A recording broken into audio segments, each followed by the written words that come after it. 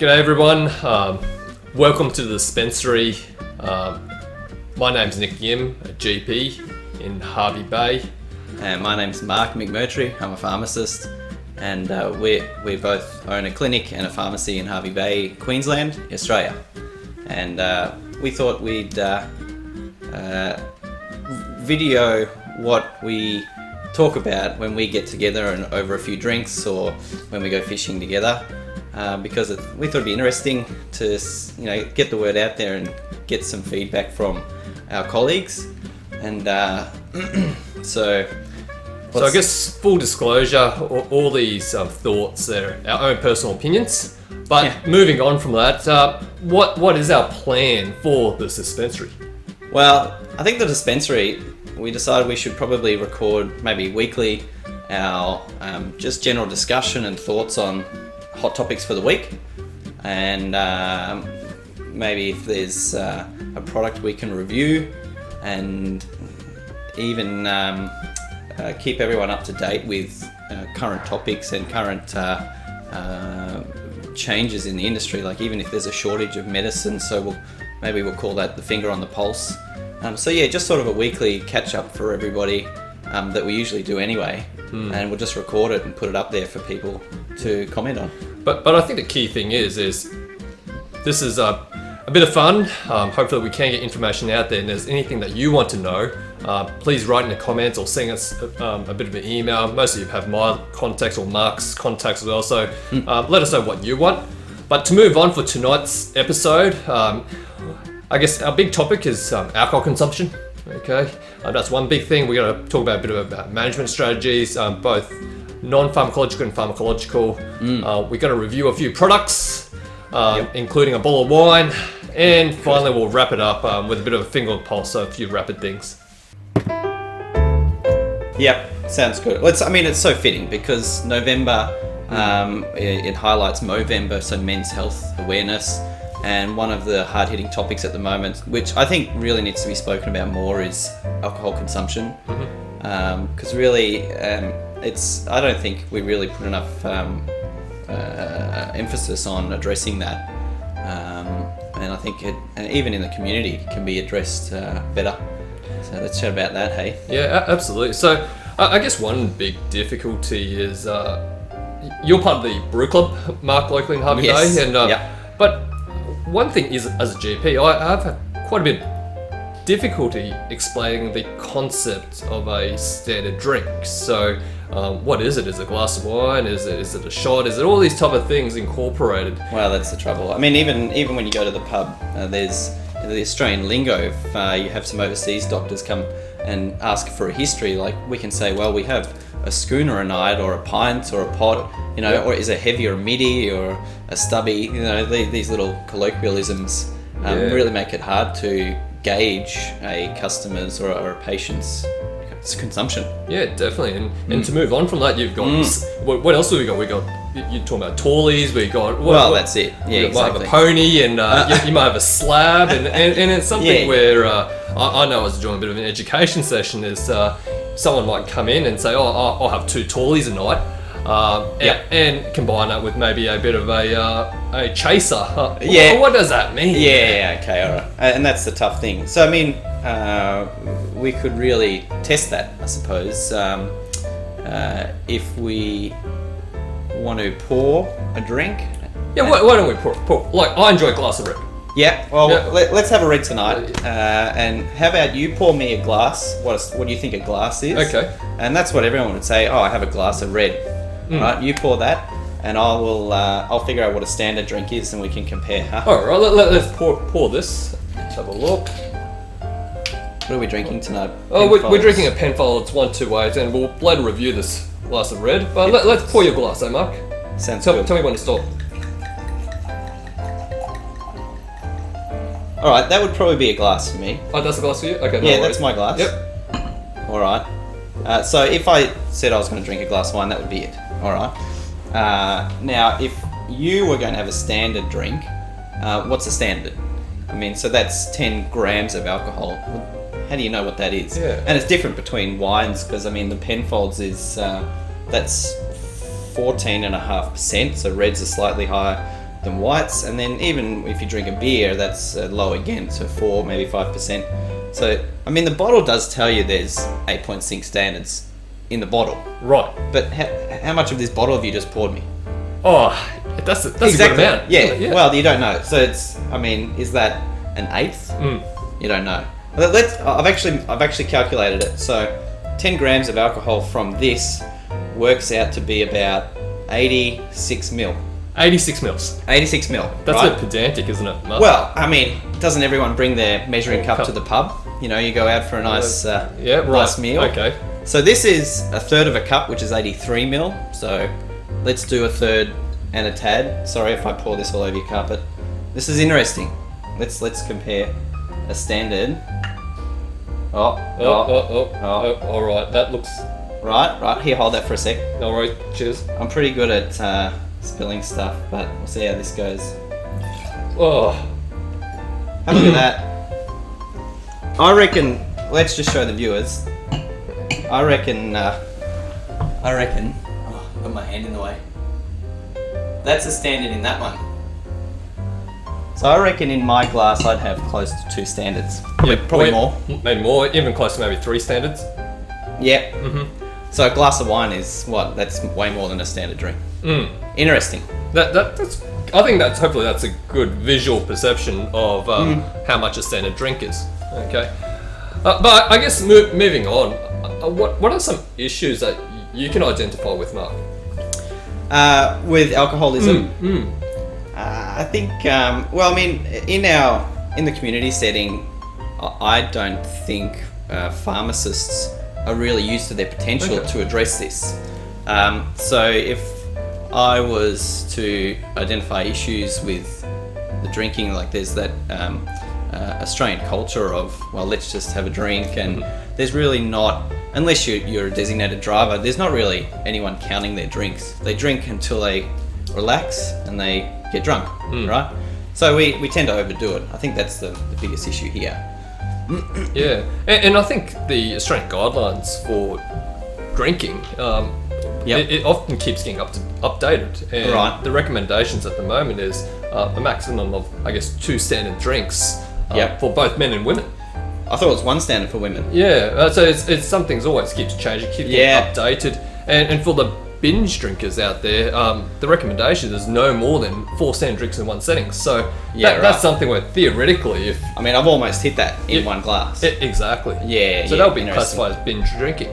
Or I don't binge drink. Maybe I do. Everyone does, right? But I think it's something where, I guess, from a GP situation, we have a few tools up our sleeve.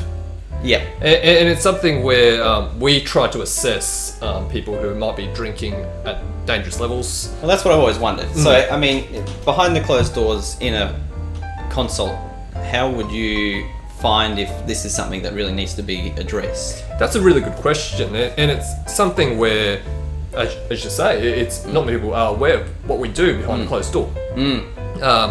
So identifying people who might drink alcohol to excess is something where we try to identify at many consultations at many intervals if possible.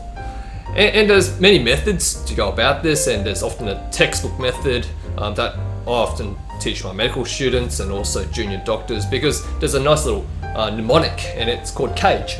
Okay, CAGE. So it's what does that stand for? Yeah, so it's something where we often ask them is, have you ever felt the need to cut down on your alcohol consumption? Okay. Yep. Do you ever get angry with either yourself or others because of alcohol? Right. Yep. Okay. That's the Bundy. Oh, I shouldn't say Bundy rage. Okay. Yeah. Or do you ever feel guilty when you drink alcohol? Yeah. Okay. Okay. Yep. And I guess the last one is the interesting one, is whether you ever needed an eye opener. So the following morning after a few drinks, whether you need an additional drink, for example. Yeah. Right. Like Bloody Mary or something. Yeah. Get the day going. But I guess the difficult aspect is, sure, this might be a nice little mnemonic, but that helps address the alcohol consumption. But as we're all aware, alcohol has a fair bit of other problems for that particular person and also society. Okay, so that could be mental health. Okay, physical problems. Yeah. And also social problems. Well, that's it. Long-term drinking, that leads to all sorts of troubles, even vitamin deficiencies in the body, etc., etc. Yeah. So I guess one of the questions is from a pharmacist's point of view, like, is there any opportunity for pharmacists to screen? Because you do have a lot of patient or customer contact. Yeah, well, I mean, we don't have a mnemonic per se. I honestly think we could be better trained to address and even bring this up as a more of a topic with our customers. It's somewhat difficult in the pharmacy setting to ask these questions, to say, hey, are you an alcoholic, right? These hard questions can somewhat be hindering. I mean, the other trouble is most of the time in today's setting is the pharmacist is behind the counter. And so most contact happens with a pharmacy assistant, and it would be very uncomfortable for them to say to a patient, hey, I think you're an alcoholic. It would be more tactful than that, but it's really almost not addressed at all. Right. And that's coming from a health professional. Yeah, absolutely. I think there's a great opportunity for us to really address this. I have the advantage in my pharmacy where I'm forward dispensing and I speak to every single customer. And I can actually have a conversation about it, and usually through conversation it leads on to things like this, but in general community it's not addressed really well. And I guess let's move on a little bit quickly about maybe the management of people with alcohol dependence.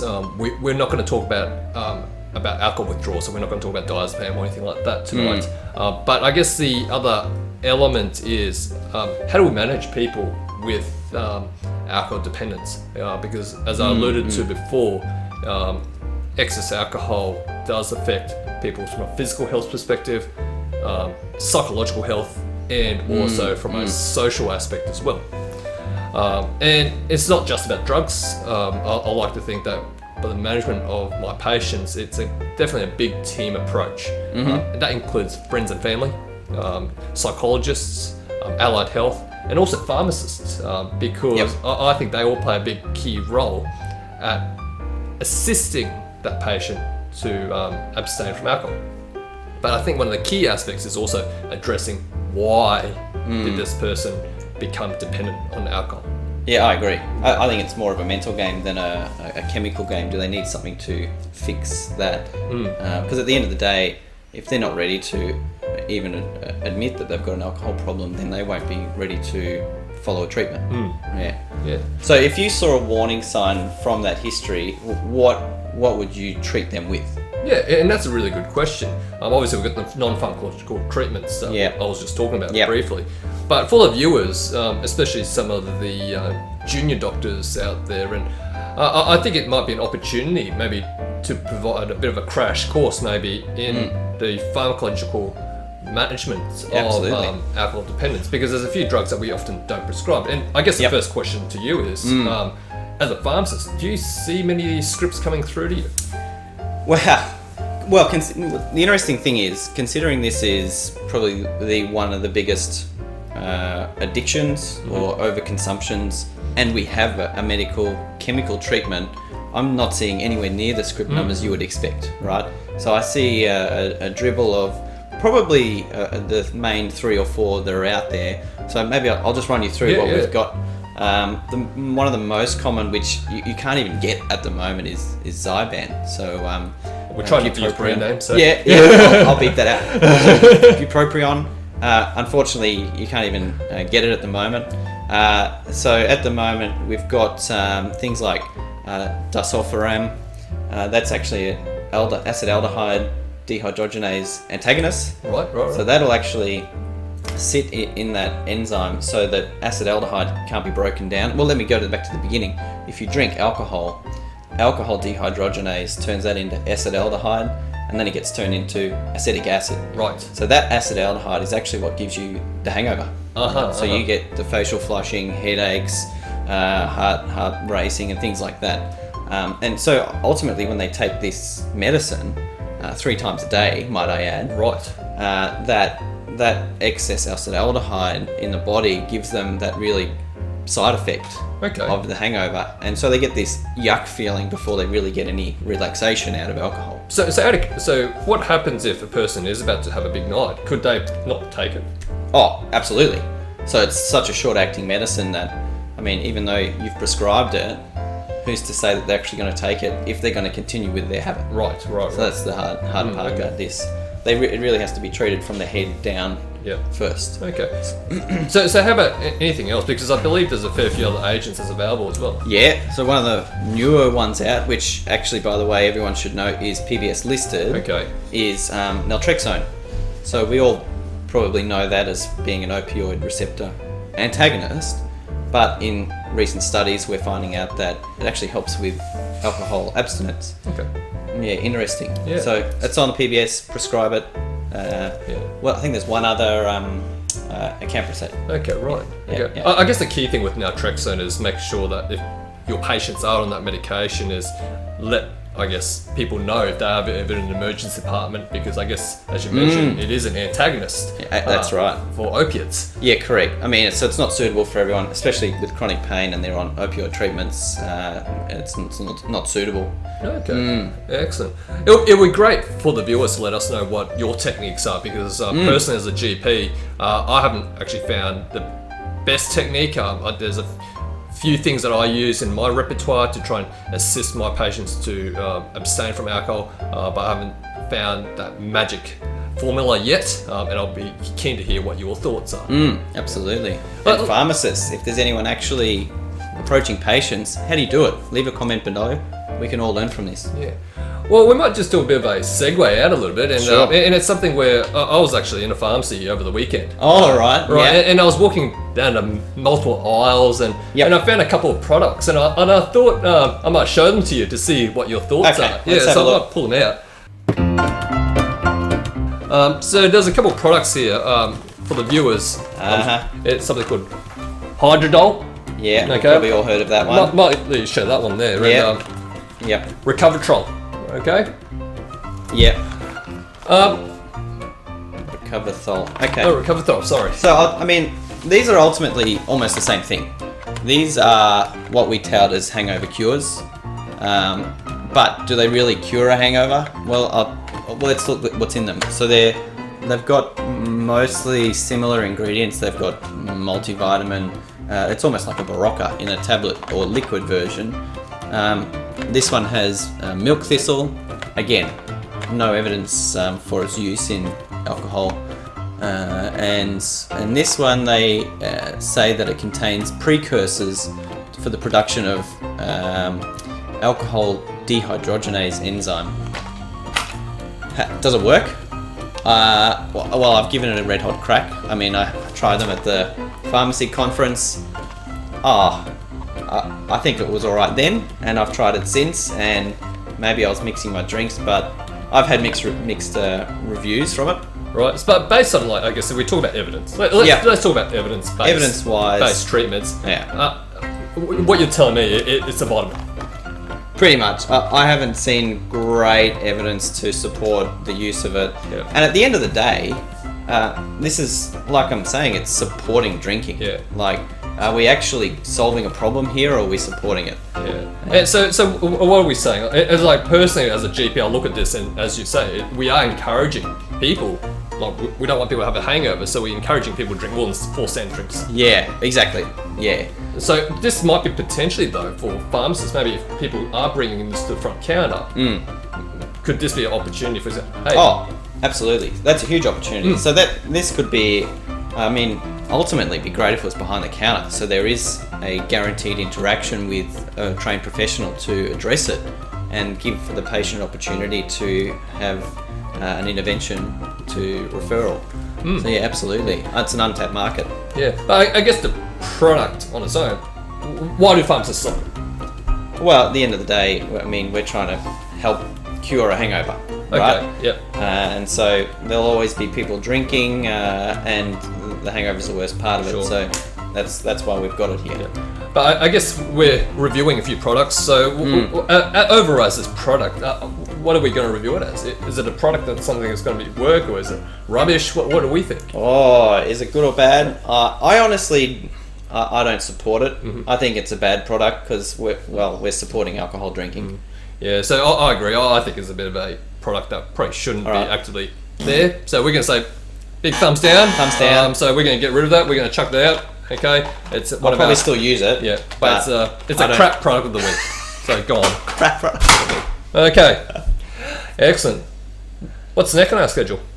Let's do maybe, now that we've been talking about drinking alcohol and getting hangovers, let's do a quick wine review. Okay. Yep. So we're drinking the Penfolds Bin 128. I've mainly been reviewing beers as part of the brew club, so reviewing wine's new to me. I don't mind drinking wine, but Penfolds got a great name for itself, doesn't it? Anyone serving up a Penfold will agree that there's no trouble. It's got incredible notes, plum and berry, and a hint of oak.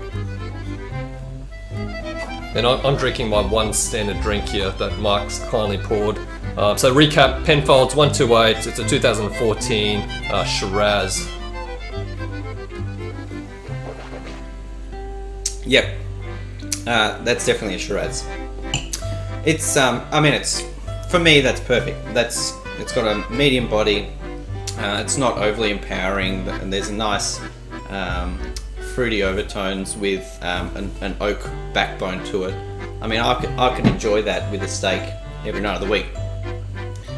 Do you enjoy that? Yeah, that's beautiful. I've actually had this wine a few times actually, and it's a beautiful ruby coloured Shiraz with a nice viscosity, medium body, very drinkable. It's got a few lovely fruits and flavours through it, and I agree with you, Mark. It's something where it goes nicely with a steak. How many mortar and pestles do you give this one? I give this 4 out of 5 mortar and pestles. Yeah. I'm going to go a bit higher. I'll probably go about 4 to 4.5 for mortar and pestles. It is a brilliant wine, and I guess given the festive period coming forward, it is probably something that can be a nice gift as well. Yep. I'm a bit selfish. I really keep it my own cellar. There you go. All right. So first wine review. Good. If you've got any favourite wines that you think we should review or any suggestions, leave a comment below. All right, let's wrap it up for tonight, Mark? Yeah. So, finger of pulse. There's one of the big issues, I guess, both GPs and pharmacists we often experience is stock shortages. And one of the most frustrating things that I experience is if a patient comes back and see me and say, Nick, I can't get this at any pharmacy in town. Yeah. What's available? Yep. Tell us what's out of stock at the moment. What's out of stock? We still have a shortage of Ranitidine, as everyone might know by now. So there are a handful of H2 antagonists available. I managed to get my hands on some nizatidine. The others are pretty much out. So right. and then the alternatives will be almost out anyway. So I think we might have to look at alternatives for. I mean, even to review, is the patient worth staying on their H2 antagonists? It's a good opportunity. Yeah, I think it's interesting. I just want to mention something. I think it's a great opportunity for pharmacists to be proactive when we see the signs of a shortage coming or when we get that first notification. I think it's absolutely our duty of care to make contact to the GPs. We can run a report of who is on that medicine, see their regular GP, and I fax off a template that says, Dear GP, this is unavailable, this is the alternative I've got available, and then they can then book to see the patient and get that prescription written. Yep. So proactive approach saves a lot of headaches down the road with people running out of medicines or being the patient being the point of contact to the doctor to find out, for the doctor to find out. And I think we're solving that sort of with this video each week. We'll keep you up to date with what's out. The only other thing out at the moment is Sinemet. Right. That's had troubles for a while, on and off. So yeah, we'll keep you up to date each week. Yeah. And if you identify any stock shortages, let us know, because then we can also advise our viewers and also let you know when they're back in stock. But I think one of the key things is to wrap up today's session is I think the key thing between GPs and pharmacists, it's all about collaboration, isn't it? Absolutely. It's about a team care approach, because at the end of the day is we want our patients to improve. Yep. And also, as a bigger scale, the community health to improve. Absolutely. Pick up the phone, chat with each other, you'll find that we don't bite, we don't get upset that you're interrupting us. We'd love to have it solved and the customer's happy. More than happy to take a phone call from a GP. Yeah. And from my experience, I pick up the phone all the time. I hassle Mark quite frequently. No problem. Not because he's my mate, but it's also the fact that he is a great pharmacist. I did pharmacy as my undergraduate, and I know the landscape very well. And it's a lot easier to speak to a person compared to send fax messages backwards and forth. Absolutely. I mean, you'll resolve your problem in minutes rather than waiting over hours and days. Yeah, correct. Yeah. All right, we might wrap up tonight. Thank you for joining us in the dispensary. If you enjoyed what you saw tonight, make sure you follow us. But also the key thing is let us know, give us feedback, what you want to know, what you want reviewed, and any hot topics Absolutely. to identify. Leave comments below, subscribe, and let's keep the conversation going. All right, excellent. Have a good week, guys. Have a good week. Cheers. Cheers.